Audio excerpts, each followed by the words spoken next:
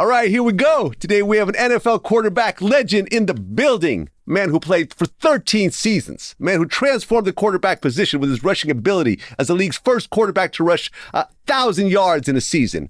3-time Pro Bowler. A man who overcame his past issues to become the comeback player of the year when he played for the Eagles. Michael Vick, it's truly an honor to welcome you to Vlad TV. Thank you, man, but you got to get that right. It was 4-time Pro Bowler. I'm going to start over. Nah, they ain't got to They ain't got to start over. That's all good. That's authentic. You want to leave it like that? At least I was able to correct you. Okay, Absolutely. 4-time Pro Bowler. My bad. 4-time Pro Bowler. If you're talking to somebody else down the road and you talking about me, you can say 4-time. 4-time Pro Bowler. It's for credibility. Okay, it's for credibility, man. My bad. This is your first good. time here, man. I want to start in the very beginning. Grew up in Newport News, Virginia. Yep. Now, your mom was a teenager when she had you. Yeah. And you're the second of 4 kids? Second of 4. Okay.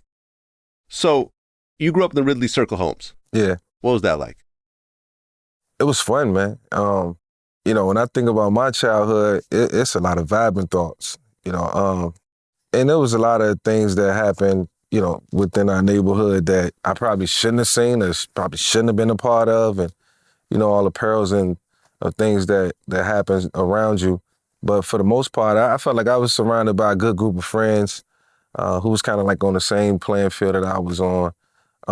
And of course, you know, I was hardened and callous to a lot of things that happened. And, you know, I was a part of a lot of things that happened. You have to learn to, you know, got to be tough when you grow up in Ridley Circle. You grew up in downtown Newport News. So, you know, that was just a part of my life. And I'm glad I got to experience Ridley Circle because it helped shape and mold me in a lot of different ways. Okay, you guys would call Newport News Newport Nam, like Vietnam. Yeah. Or the bottom. Yeah. Why did you get that name?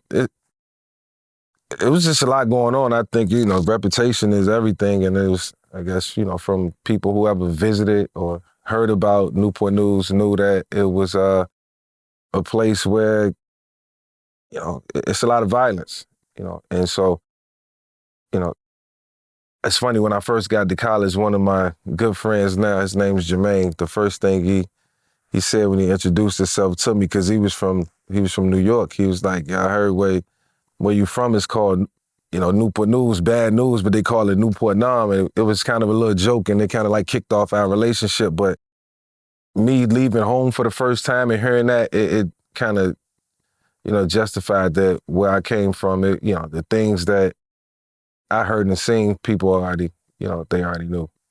I mean, you personally, what do you think was the most violent thing that you saw growing up? The most violent thing I seen, probably was seeing a dead cab driver who had been shot. Wow. It was pretty traumatic, you know, as I think I was 11.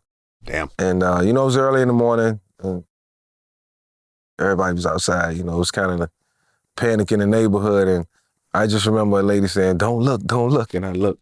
I had to. You know what I'm saying? It was weird. It was weird. It like haunted me for like 4 months. Like I could just, it was weird. But yeah, man, like I say, those type of things made me, you know, even as a young man, a young kid, you know, I hope one day that my kids don't have to grow up and see the things that I see, go through the things that I go through. Hopefully, you know, I can do something with my life.